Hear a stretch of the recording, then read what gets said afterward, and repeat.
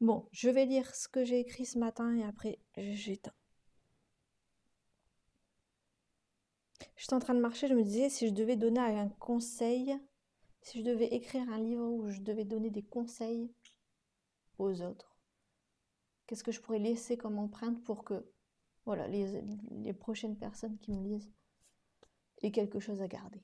Qu'est-ce que je dirais? Quel serait mon meilleur conseil? Comme ça. Du coup, j'ai écrit ce matin ce petit texte, voilà, qui n'est pas une nouvelle, un petit texte comme ça. Si je devais donner un conseil, le matin, je me lève facilement. En fait, le réveil sonne, ou je me réveille naturellement et déjà la journée commence. Et je me dis, comment la vie va-t-elle encore me surprendre? J'ai tellement de choses à faire encore, tant d'idées me sont venues dans la nuit, en plus de celles de la veille. Souvent, j'ai déjà noté, avant de m'endormir, ce que je voulais faire. Parce que quand on y pense, on a toujours des petites choses à améliorer. Sourire, ranger quelque chose pour plus de facilité d'accès, mettre en place une autre pour un gain de temps, ou encore un petit pas vers un grand challenge. Tout cela me motive, me donne envie. Alors, je me lève vite. Je sais, rien ne sert de courir. Mais parfois, pour rentrer chez moi, c'est pareil. Je me mets à trottiner. Parce que je sais qu'en rentrant, je vais écrire. Retrouver la chaleur du foyer, mes animaux, mon confort. Sur la route, je souris. Je chantonne dans ma tête. Je me repasse des événements positifs des 48 heures. C'est drôle comme cela rend plus jovial. Je dis bonjour à tous les visages que je reconnais dans la rue en adressant un grand sourire. C'est gratuit après tout. Et si par malheur je n'ai pas de retour, eh bien tant pis, cela n'aura rien coûté. C'est tout de même plus heureux.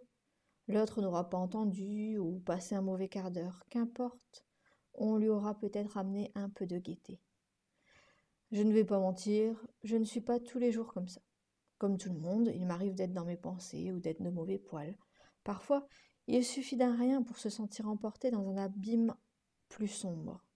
Mais justement, c'est dans ces moments-là qu'un sourire peut nous sauver. Soyons ce sourire quand on le peut.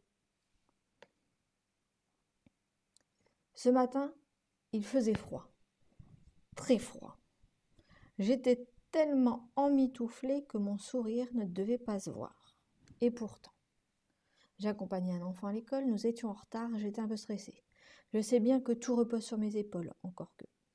Quand bien même nous serions en retard, cela lui montrerait qu'il faut savoir se préparer dans un temps normal. Il se responsabiliserait. Mais tout s'est radouci sur le chemin de l'école quand je l'ai entendu chantonner. Voilà, c'est ce qui me fait plaisir. Me dire qu'il va passer une bonne journée, qu'elle se sent bien.